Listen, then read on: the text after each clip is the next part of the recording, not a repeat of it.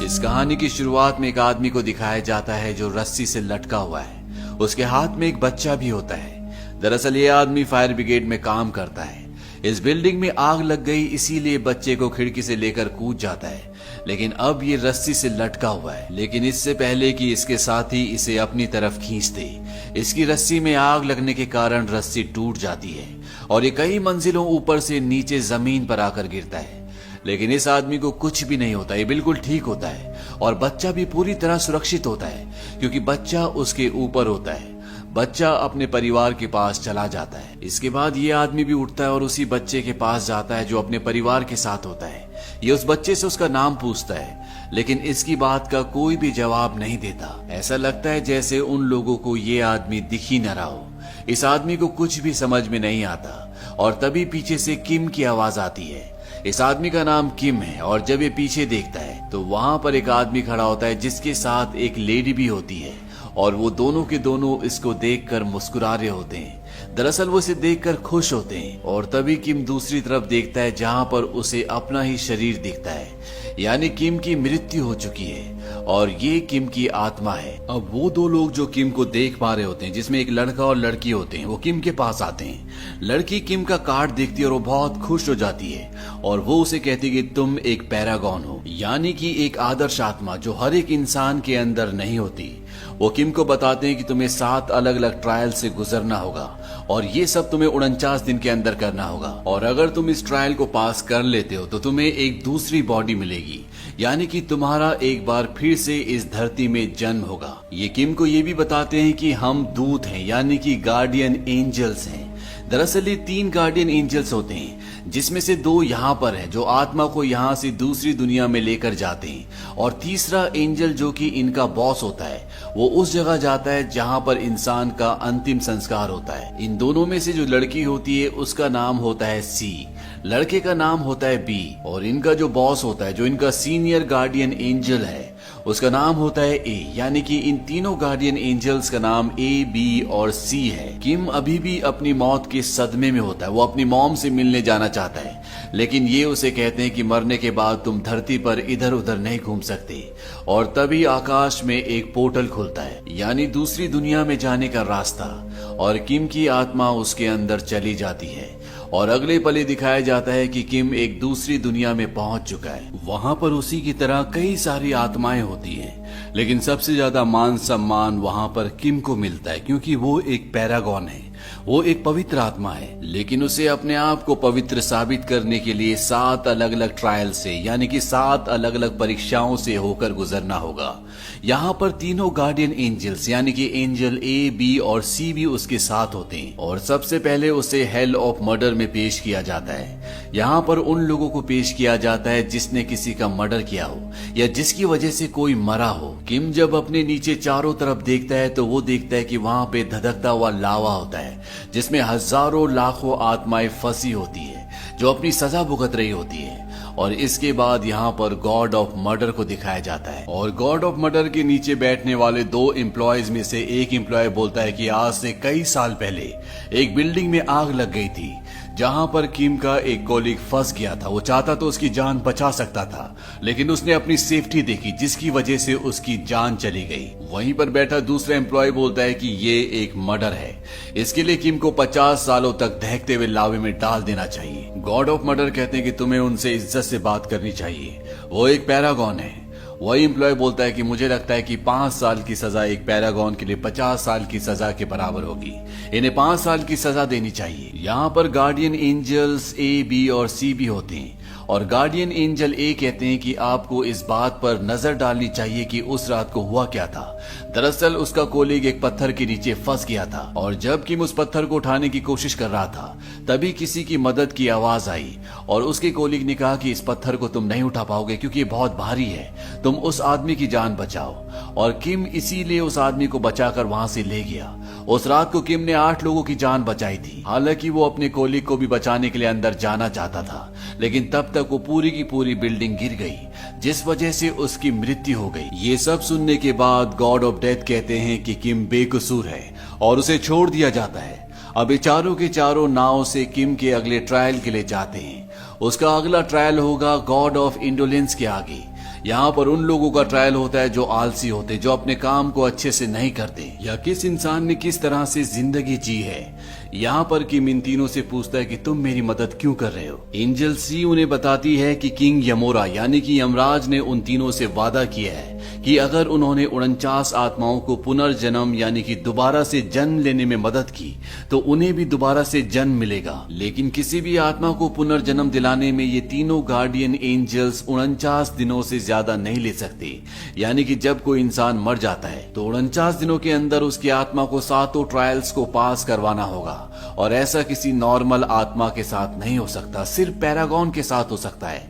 किम एक पैरागॉन है जो 49 दिनों के अंदर इन 7 ट्रायल्स को आराम से पास कर सकता है। इससे पहले भी ये 47 आत्माओं को ये 7 ट्रायल्स पास करवा चुके हैं और किम इनकी 48वीं आत्मा है। हालांकि किम कहता है कि वो दोबारा से धरती पर जन्म नहीं लेना चाहता, लेकिन एंजल ए उसे कहते हैं कि ये तुम डिसाइड नहीं कर सकते, ये सिर्फ यमराज यानी कि किंग यमोरा ही डिसाइड कर सकते हैं। अब ये चारों के चारों गॉडेस ऑफ इंडोलेंस के पास पहुंच जाते हैं जहां पर किम का दूसरा ट्रायल है, और यहाँ पर गॉडेस ऑफ इंडोलेंस को किम की जिंदगी के सारे काम दिखाए जाते हैं कि कैसे उसने अपनी जिंदगी को रिस्क में डालकर दूसरों की जिंदगी बचाई।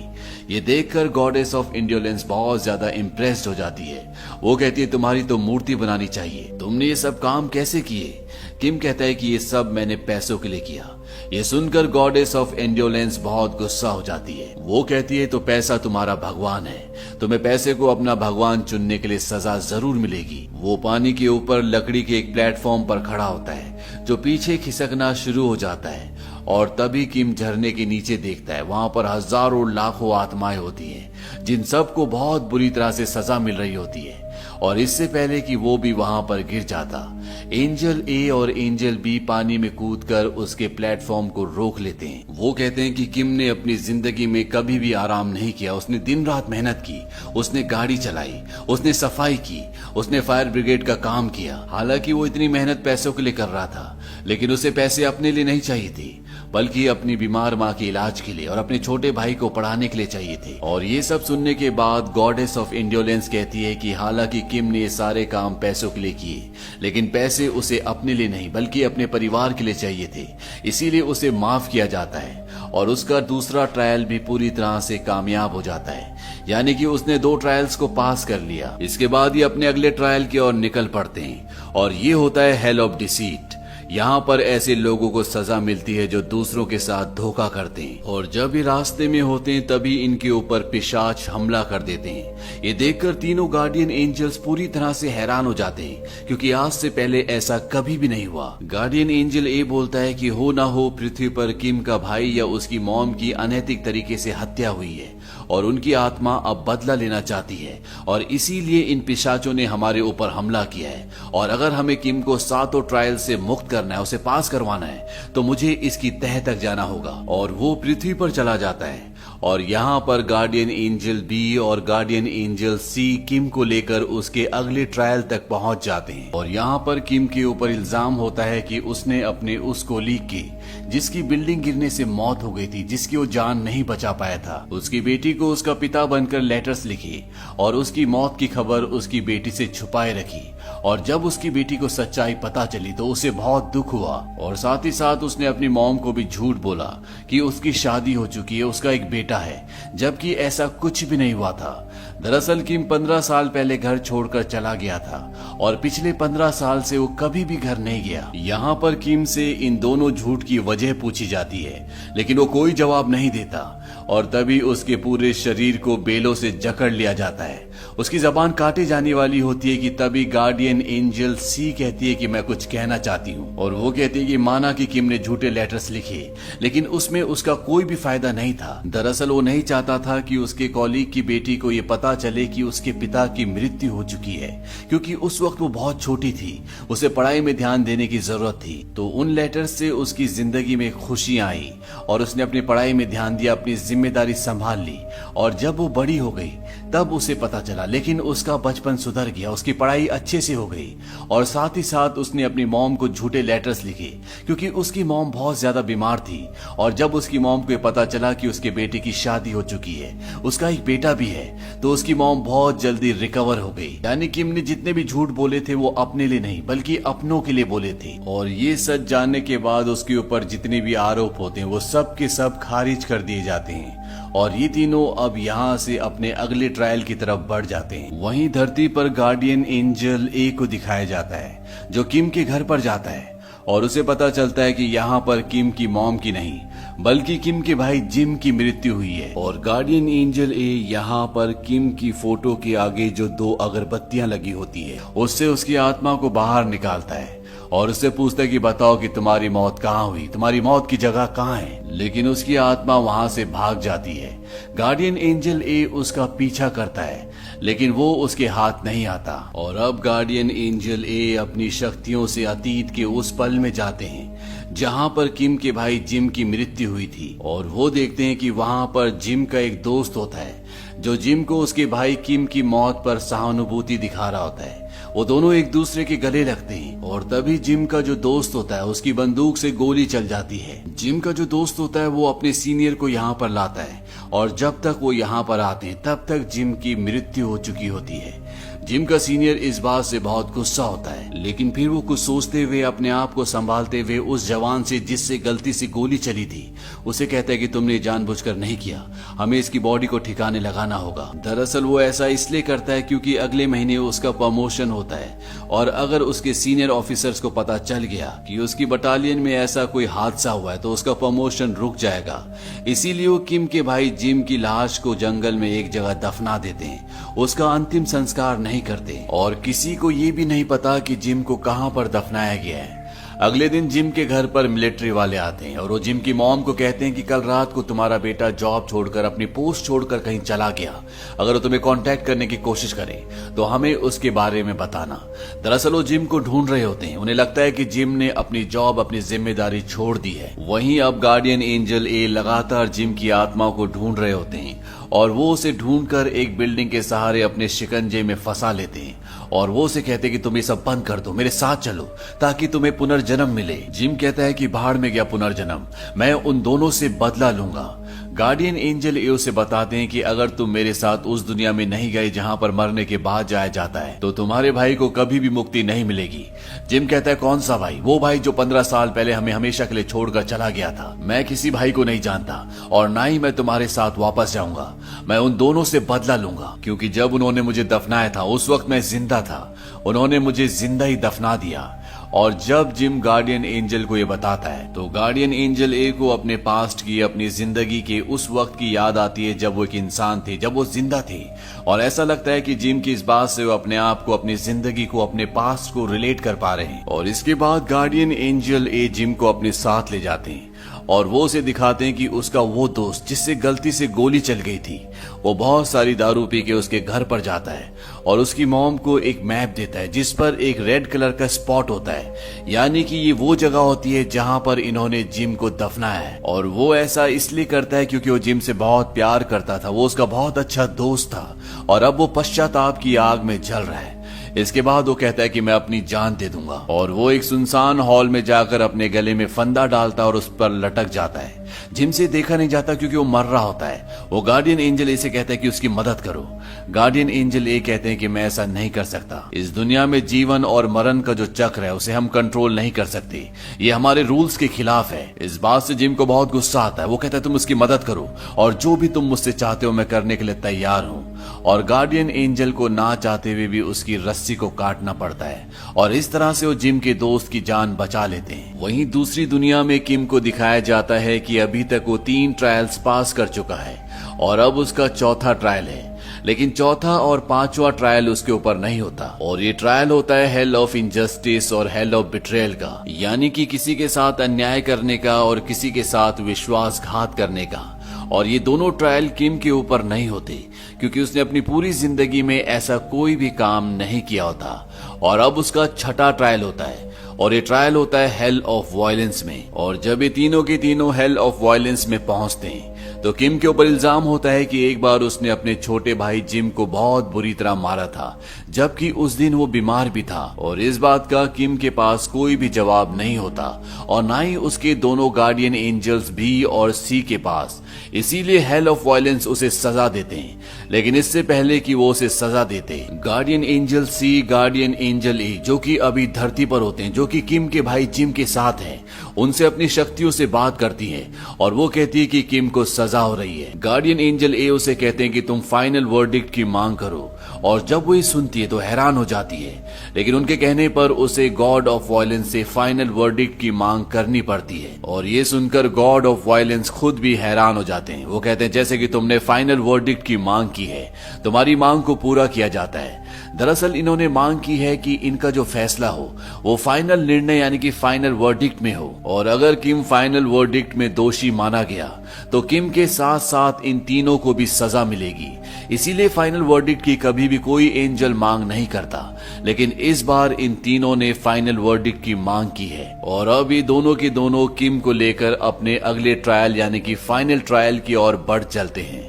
वहीं धरती पर यह दिखाया जाता है कि गार्डियन एंजल ए ने किम के भाई जिम का अच्छी तरह से अंतिम संस्कार कर दिया है। इसीलिए जो उसका भयानक रूप होता है वो पूरी तरह से बदल गया होता है और वो एक पवित्र आत्मा की तरह लग रहा होता है। वहीं दूसरी दुनिया में किम को दिखाया जाता है जो कि अपने आखिरी ट्रायल, जिसका नाम फाइनल इम्पाइटी है, उसके लिए बढ़ रहे होते हैं। ये एक रेगिस्तान से गुजर रहे होते हैं और तभी एंजल सी उससे पूछते, क्या तुमने सच में अपनी मॉम को मारने की कोशिश की थी?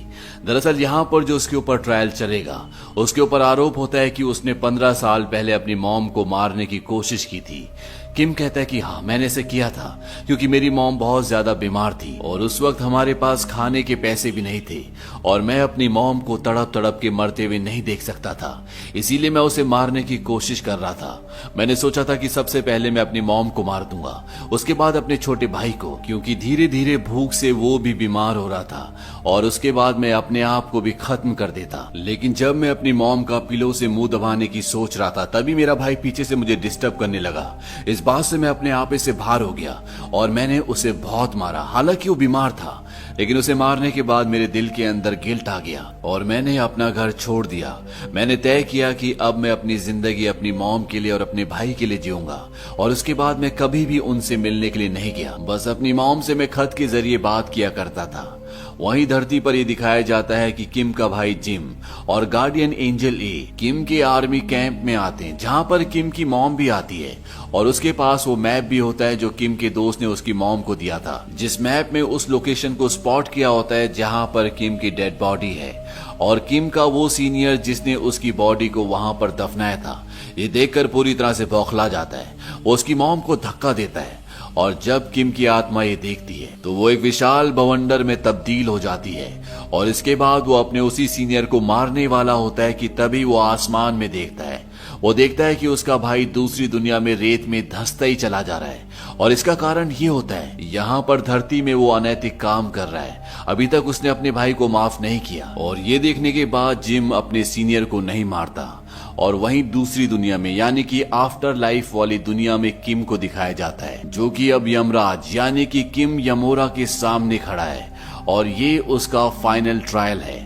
और अगर इस ट्रायल से वो पास हो जाता है तो उसको दोबारा से धरती पर जन्म मिल जाएगा। यहाँ पर उसके गुनाहों को बताया जाता है। उसे बताया जाता है कि तुमने अपनी मॉम को मारने की कोशिश की, हालांकि तुम्हें ये लग रहा था कि उस वक्त वो सोई हुई है, लेकिन वो उस वक्त उठी थी और वो मरने के लिए तैयार थी ताकि उसके बच्चे अपनी जिंदगी आराम से काट सके, उन्हें उसकी बीमारी का बोझ ना उठाना पड़े। और जब किम को ये सच्चाई पता चलती है तो उसे बहुत दुख होता है और वो यमराज से कहता है कि मुझे सजा दो, मैं सजा का हकदार हूँ। और यमराज के दूत उसकी सजा सुनाना शुरू करते हैं और इससे पहले कि वो उसकी पूरी सजा सुनाते, यहाँ पर मिट्टी में रेत में किम की मॉम की जो बहुत बड़ी तस्वीर उभरी होती है जिसमें वो किम का पूरा पास देख रहे होते हैं। उसमें वो उसकी मॉम का एक सपना देखते हैं जिस सपने में किम अपनी मॉम से मिलने के लिए जाता है और वो अपनी मॉम को सब कुछ सच सच बता देता है। लेकिन किम की मॉम कहती है कि इसमें तुम्हारी कोई भी गलती नहीं है, मैं तुमसे कभी भी नाराज नहीं थी, मैंने तुम्हें कब का माफ कर दिया। यानी कि किम की मॉम के दिल में उसके लिए कोई भी शिकायत नहीं है। हालांकि वो अपनी मॉम से 15 साल तक नहीं मिला,